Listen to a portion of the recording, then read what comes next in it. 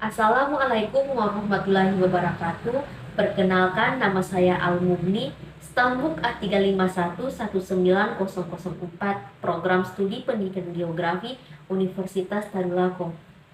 Tujuan saya membuat video ini untuk memenuhi mata kuliah Pendidikan Komunitas Asia, yang dimana di sini saya beserta teman saya akan menjelaskan gambaran umum yang ada di negara bagian Asia Tenggara. Di dalam Asia Tenggara memiliki beberapa negara yang diantaranya itu negara Malaysia, Singapura, Vietnam, Filipina, Laos, Brunei Darussalam, dan lain sebagainya. Akan tetapi di sini kami hanya menjelaskan 3 di antara negara-negara yang tadi, yang dimana kami hanya akan menjelaskan tentang gambaran umum negara Malaysia, Singapura, dan Laos. Di sini kami akan menjelaskan sedikit tentang kondisi geografi, demografi, sosial ekonomi, dan nilai-nilai kultural yang ada di dalam negara tersebut. Langsung saja, yang pertama saya akan menjelaskan tentang kondisi gambaran kawasan umum negara Malaysia. Yang pertama itu kondisi geografi. Malaysia adalah negara berpenduduk terbanyak ke-43 dan negara dengan daratan terluas ke-66 di dunia, dengan jumlah penduduk kira-kira 27 juta dan luas wilayah melebihi 320.000 km. Malaysia adalah negara beriklim tropis dengan iklim lokal adalah khatulistiwa dan dicirikan oleh angin muson barat daya April hingga Oktober dan timur laut Oktober hingga Februari. Selanjutnya, kondisi demografi. Penduduk Malaysia terdiri dari berbagai kelompok suku, dengan suku Melayu sejumlah 50,4% menjadi ras terbesar dan Bumiputra atau suku indigenos di Sabah dan Sarawak sejumlah 11% keseluruhan penduduk. Menurut definisi Konstitusi Malaysia, orang Melayu adalah Muslim menggunakan bahasa Melayu yang menjalankan adat dan budaya Melayu. Malaysia adalah masyarakat multiagama dan Islam adalah agama resminya. Menurut gambaran sensus penduduk dan perumahan 2010, sekitar 61,3% Hindu dan 3,4% agama Tionghoa tradisional. Sisanya dianggap memeluk agama lain, misalnya animisme, agama rakyat, Sikh, dan keyakinan lain. Sedangkan 0,7 dilaporkan tidak beragama atau tidak memberikan informasi. Pendidikan di Malaysia dipantau oleh Kementerian Pendidikan Pemerintah Persekutuan, mendaftar di universitas lokal, tetapi di dalam sistem matrikulasi hanya 10% dari bangku yang tersedia bagi siswa-siswi non-Bumiputra dan sisanya untuk siswa-siswi Bumiputra. Dan yang terakhir, saya akan menjelaskan tentang kondisi sosial ekonomi negara Malaysia. Malaysia adalah sebuah negara federal yang terdiri dari 13 negeri dan 3 wilayah federal di Asia Tenggara dengan luas 330.803 km persegi. Ibu kotanya adalah Kuala Lumpur, sedangkan Putrajaya menjadi pusat pemerintah federal. Karakteristik sosial budaya negara Malaysia adalah masyarakat majemuk. Ada suku Melayu, Tionghoa, dan India. Penduduk negara Malaysia sangat beragam dari bahasa, etnis, dan agama. Selanjutnya, nilai-nilai kultural negara Malaysia. Akan tetapi untuk penjelasan nilai-nilai dan kulturalnya akan disambung oleh teman saya. Yaitu nilai-nilai kultural negara Malaysia. Nah, saat ini populasi penduduk Malaysia terdiri dari lebih 20 juta orang yang merupakan campuran dari berbagai negara. Nah, lokasi Malaysia yang terletak di antara Laut Cina Selatan dan juga Samudra Hindia telah membuat Malaysia menjadi tempat pertemuan para pedagang serta para turis mulai dari barat sampai timur. Nah, jadi secara singkat dapat dijelaskan bahwa kebudayaan Malaysia merupakan kebudayaan multikultural dan juga multiras yang terdiri dari kebudayaan asli Malaysia, kebudayaan Cina, kebudayaan India, serta kebudayaan dari negara-negara lain yang dibawa oleh penduduk yang saat ini bertempat tinggal tetap di Malaysia. Nah, saat ini etnis menetap di Malaysia terdiri dari 32% etnis Cina, 9% etnis India, dan 59% etnis Malaysia. Dan sisanya merupakan campuran dari penduduk negara-negara yang ada di dunia ini. Bahasa yang berlaku di negara Malaysia yaitu bahasa Melayu, bahasa Inggris, bahasa Cina, bahasa Tamil, serta beberapa bahasa khas masing-masing suku di Malaysia. Namun demikian, walaupun bahasa Melayu merupakan bahasa resmi negara, namun penggunaan bahasa Inggris lebih sering digunakan untuk kegiatan-kegiatan bisnis. Dan hampir semua mata pelajaran di Malaysia menggunakan bahasa Inggris sebagai bahasa pengantar. Nah, untuk agama Muslim merupakan agama yang dianut oleh mayoritas masyarakat Malaysia, yang kemudian disusul dengan agama Buddha, Hindu, Kristen, dan Tao. Masyarakat Malaysia gemar membuat ukiran dan juga tenun. Ada timur Malaysia dikenal dengan topeng kayunya. Sedangkan arsitektur Malaysia yang merupakan dari kebudayaan Malaysia terdiri dari perpaduan kebudayaan Islam dan juga Cina yang sebenarnya dibawa oleh kolonis Eropa ke Malaysia. Sehingga ada kemiripan bentuk model arsitektur dengan model dan bentuk arsitektur di Thailand serta Indonesia. Kolonis Eropa lebih mengenalkan kaca serta material yang lain sehingga akhirnya mengubah konsep arsitektur Malaysia. Dalam soal kebudayaan Malaysia dalam bentuk musik dipengaruhi oleh pengaruh yang besar dari India, Cina, Thailand, dan Indonesia, membuat musik tradisional Malaysia yang berpusat di wilayah Kelantan hingga Patani memiliki banyak kemiripan dengan negara-negara yang saya sebutkan tadi. Nah, alat musik yang digunakan terdiri dari gendang, seruling, trompet, serta rebana. Musik-musik tradisional Malaysia masih sering dipendengarkan pada acara-acara ulang tahun, serta tahunan sebuah perusahaan sampai pada digunakan sebagai background pada saat dongeng-dongeng adat digelar.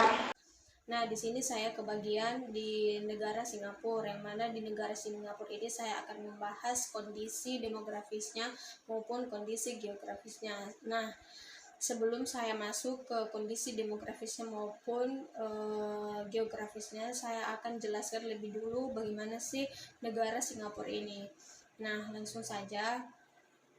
Negara Singapura ini merupakan negara yang di bagian bagian benua Asia, yaitu Asia Tenggara, yang mana negara Singapura ini memiliki ibu kota, yaitu ibu kotanya Singapura juga. Nah, kita ketahui bahwa daratan Singapura ini pertama kali ditemukan oleh Sir Thomas Stamford Raffles pada tahun 1819 yang menjadikannya sebagai kota pelabuhan di Singapura. Nah, Singapura ini juga merupakan pulau yang ditutupi oleh hutan hujan tropis dan dikelilingi oleh rawa bakau di sepanjang pantainya.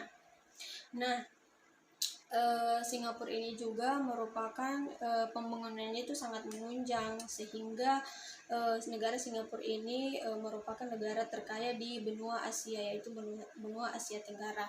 Nah, itulah penjelasan singkat mengenai negara Singapura tersebut. Nah, langsung saja kita masuk ke kondisi geografisnya Singapura. Nah, langsung saja kita membahas kondisi geografis Singapura, yang mana Secara geografisnya Singapura ini terletak di Asia Tenggara.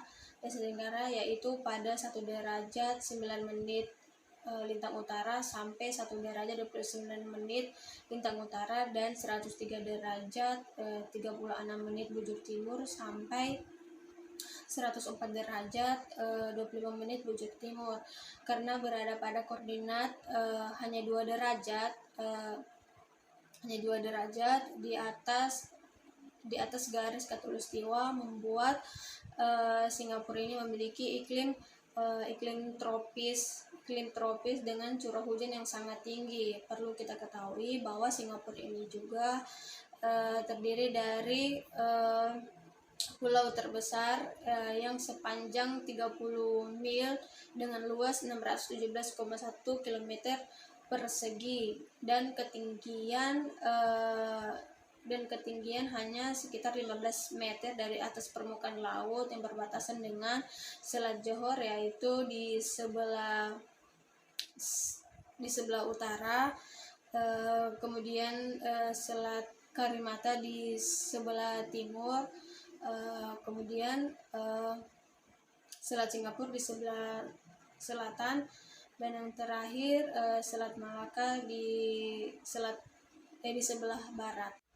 Nah, selanjutnya masuk ke kondisi demografi negara Singapura. Nah, negara Singapura ini memiliki jumlah penduduk 5.950.202 jiwa, yang mana Singapura ini sebagian merupakan keturunan Tionghoa. Nah, sisanya sebagian dari keturunan tersebut ada dari Melayu, Pakistan, India, Bangladesh maupun Eropa. Nah, negara Singapura ini juga memiliki 4 bahasa. 4 bahasa yang mana 4 bahasa tersebut adalah bahasa Inggris, bahasa resmi, bahasa Melayu, bahasa Mandarin, dan bahasa Tamil. Nah, di negara Singapura ini juga dihuni oleh beberapa agama. Nah, agama-agama yang di dalamnya tersebut adalah agama Buddha. Nah, agama Buddha ini merupakan agama yang mayoritasnya di negara tersebut. Adapun juga agama lain seperti Konghucu, Islam, Nasrani, dan Hindu. Pada saat ini saya akan menjelaskan kondisi sosial dan ekonomi, serta nilai-nilai kultural negara Singapura. Kondisi sosial dan ekonomi. Negara Singapura memiliki warga yang amat banyak dan padat, dikarenakan luas wilayah Singapura amat kecil, yaitu 721,5 km persegi. Negara Singapura memiliki suku bangsa yang beragam, yaitu Mandarin, Melayu, Cina, India, dan Tamil. Negara Singapura memiliki warga yang kebanyakan adalah tergolong orang kaya. Jumlah penduduk di Singapura 4.987.600 jiwa, terdiri dari mayoritas etnis Tiongkok 77,3%, etnis Melayu yang merupakan penduduk asli 14,1%, dan etnis India 7,3%, dan etnis lainnya 1,3%. Mayoritas rakyat Singapura menganut agama Buddha 33%, dan Tao 11%. Singapura memiliki sistem ekonomi pasar berorientasi perdagangan yang maju. Ekonomi Singapura merupakan salah satu yang paling terbuka di dunia. Korupsi terendah ke-7, paling pro bisnis dengan pajak rendah, serta memiliki PDB per kapita tertinggi ketiga di dunia. Nilai-nilai kultural Singapura. Yang pertama, komunitas yang beragam dan ramai, memiliki makanan khas yang beragam, agama yang beragam, dan hidup bersama dengan damai, merayakan keberagaman, pop kultur yang kuat. Demikian dari saya. Selanjutnya materi akan dibawakan oleh teman saya. Nah, setelah itu lanjutan dari materi setelahnya itu letak geografis negara Laos. Letak geografis negara Laos. Nah, Laos adalah salah satu negara anggota ASEAN, namun memiliki kondisi geografis yang berbeda dengan negara ASEAN lainnya, contohnya seperti Indonesia. Nah, perbedaan Laos yang sangat jelas yaitu kondisi keuangan negara Laos yang dibandingkan dengan negara lainnya di Asia Tenggara adalah Laos tidak memiliki sama sekali laut.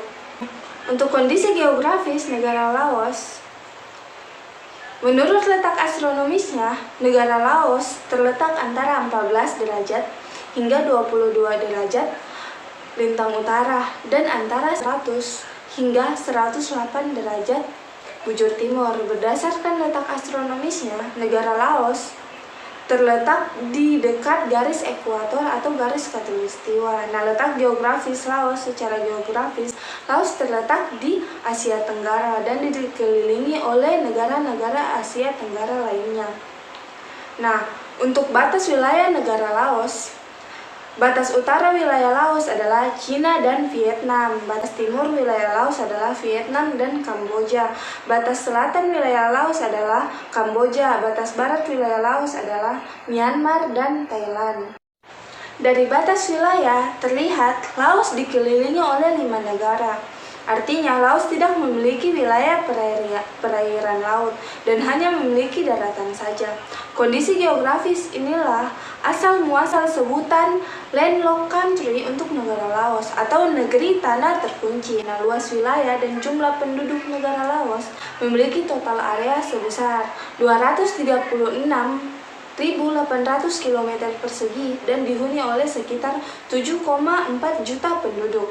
Hal tersebut menjadikan Laos sebagai salah satu negara yang paling tidak padat penduduk di Asia. Nah, iklim. Karena letak astronominya, Laos memiliki iklim monsoon tropis karena dilalui oleh angin muson. Nah, dilansir dari National Geographic Kids, dari Mei hingga Oktober, angin muson dari Samudra Hindia membawa hujan lebat ke negara tropis yang hangat, yaitu Laos. Lalu pada November sampai April, angin muson membawa angin yang kering dan panas dari dataran Cina dan mendatangkan kemarau di Laos. Nah, geografi Laos yang iklimnya basah membuat negara Laos menjadi negara yang subur. Laos memiliki banyak hutan hujan, hutan kebun, dan juga ladang pertanian. Walau tidak memiliki laut, Laos adalah salah satu negara yang dilalui oleh Sungai Mekong. Nah, di Sungai Mekong itulah sering dijumpai salah satu spesies terancam punah, yaitu lumba-lumba Irrawaddy. Selain menjadi rumah lumba-lumba Irrawaddy, kondisi geografi Laos yang basah dan subur juga menjadi rumah bagi banyak fauna dan flora lainnya. Dilansir dari Encyclopedia Britannica, Laos merupakan rumah bagi sekitar 200 spesies reptil, 200 spesies mamalia, 200 spesies amfibi, 700 spesies burung, dan ratusan spesies anggrek dan juga pelem. Di sini saya akan membahas di bagian kondisi demografi bagian Laos. Luas wilayah negara Laos diperkirakan sekitar 239.800 km persegi yang mempunyai penduduk tergolong jarang. Pada pertengahan tahun 2004, jumlah penduduk Laos hanya sekitar 5,8 juta jiwa dengan angka kelahiran 36 dengan angka kematian 13. Rata-rata pertumbuhan penduduk alami Laos adalah 2,3% yang diperkirakan dalam per tahun. Sedangkan diperkirakan pada tahun 2025 jumlah penduduk akan mencapai 8,6 juta jiwa. Sedangkan jumlah penduduk pada tahun 2015 adalah mencapai 6,5 juta jiwa. Nah, penduduk Laos terdiri dari berbagai etnis. Ada orang Lao yang hidup di tanah rendah dan di dekat sungai. Ada juga orang Thai yang hidup di dataran tinggi dan juga orang non-Khmer yang hidup menyebar di wilayah Laos, dan orang Meo atau pendatang dari Tiongkok Selatan, serta Yao yang hidup di daerah pegunungan yang merupakan pendatang dari Tiongkok Selatan. Pemerintah Laos berbentuk kerajaan konstitusional. Berdasarkan dengan sensus pada tahun 2019, penduduk Laos diperkirakan sekitar 7.105.358 penduduk jiwa yang dibulatkan menjadi 60,58%. Berdasarkan sensus penduduk pada negara Laos, rata-rata penduduk menganut agama Buddha dan juga agama Kristen, dan juga sebagian ada yang tidak mempunyai agama yang mengikuti aliran pada kepercayaan mereka. Kesempatan kali ini saya akan membacakan kondisi sosial ekonomi Laos. Laos adalah sebuah negara republik yang dikelilingi oleh daratan dan terletak di bagian utara semenanjung Indochina. Laos berasal dari kata Lan Xang yang artinya kerajaan gajah. Negara ini adalah satu-satunya negara di kawasan Asia Tenggara yang tidak memiliki pantai. Laos termasuk salah satu negara yang termiskin di dunia.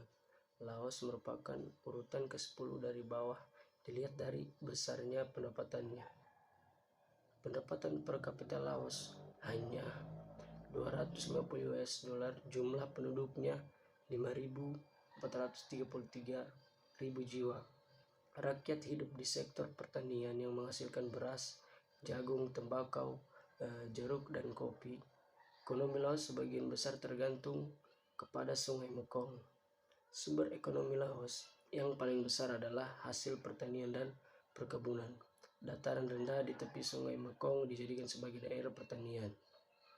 Fakta geografis yang mempengaruhi perekonomian Laos antara lain dikarenakan Laos memiliki 70% terdiri dari daratan tinggi, pegunungan, plato, dan sungai-sungai, maka sangat cocok untuk dijadikan sebagai lahan pertanian. Nilai-nilai kultural Laos dikenal sebagai salah satu negara yang tidak memiliki wilayah laut karena dikelilingi oleh daratan dari negara lain sehingga mendapat julukan The Landlocked Country. Akan tetapi, hal tersebut justru menjadi penguat keberagaman yang di negara ini sebab pengaruh dari negara tetangga lebih mudah untuk masuk. Meskipun demikian, tidak lantas membuat masyarakat Laos cepat merubah sistem kehidupannya. Mereka memiliki adat istiadat yang terus dipegang teguh hingga saat ini karena sudah menjadi budaya yang melekat dalam kesehariannya dan membedakan masyarakat Laos dengan masyarakat negara lain. Yang pertama, nilai-nilai kulturalnya. Upacara Baci. Baci merupakan sebuah perayaan yang menjadi bagian dari praktik budaya di Laos. Upacara yang dapat disebut juga dengan Sokuan ini dikenal sebagai perayaan yang umum dilakukan ketika seorang melewati tahap hidup tertentu atau menjadi penanda transisi dalam hidup seseorang. Misalnya menikah, meninggalkan rumah, atau pada saat tahun baru. Prosesi Baci dilakukan dengan mengikat tangan seseorang dengan gelang tali putih dengan makna agar ia selalu dalam keberuntungan atau nasib baik. Ikatan tersebut tidak boleh dipotong atau dilepas paling tidak selama 3 hari. Bahkan ada pula yang baru dibuka berbulan-bulan kemudian hingga sebenarnya hancur. Terdapat pula persembahan makanan dan nyanyian dari Mampaun. Jadi kesimpulannya, Laos memang merupakan negara yang tidak memiliki laut karena negara ini dikelilingi oleh daratan negara lain sehingga mempengaruhi kebudayaan yang ada di Laos.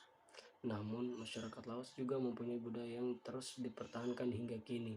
Beberapa budaya khas Laos diantaranya adalah perayaan Baci atau Sokuan untuk merayakan tahapan kehidupan berikut. Upacara Bon Phaisat menjelang musim hujan, serta berbagai jenis budaya khas lain seperti patung Buddhis, kepercayaan, bahasa, rumah adat, pakaian adat, seni musik dan penampilan, masakan khas, bahkan aturan sosial.